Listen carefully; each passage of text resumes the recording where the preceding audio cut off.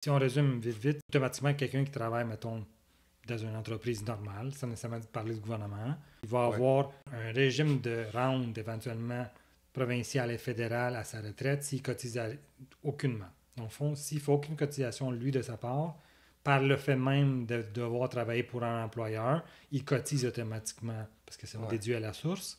Et éventuellement, quand il va arriver l'âge de retraite à 60 ou 65 ans, il va pouvoir aller tirer le montant que tu disais tantôt, le 7 000 puis le 15 000 plus ou Ouais, moins. ouais, Là. ouais. Fait que ça, c'est un. Puis ça, tu as le régime public un peu, qui tu viens de nommer un peu fédéral, Ouais. provincial, municipal, où est-ce que les autres vont bonifier le régime de rente de l'employeur et de l'employé, parce que les deux vont cotiser tout au long de sa carrière, pour qu'éventuellement, Ouais. quand il arrive à l'âge de retraite, puis ça peut être avant 60 Oh. ans, Ouais.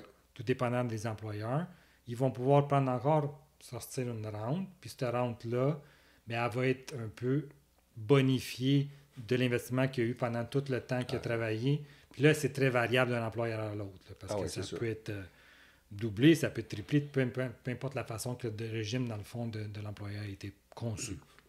OK, c'est bon. On veut dire, disons, les petites et moyennes entreprises qui offrent des fonds de pension, mais pas aussi généreux, disons, que ce que les gouvernements vont offrir. C'est OK, un peu ça que tu OK, disais. c'est bon. C'est comme ça que je le vois. Dans le fond, tu vas cotiser dans ton fonds de pension et l'employeur va mettre moins. OK, Il va mettre peut-être, disons, 50% de ce que tu mets.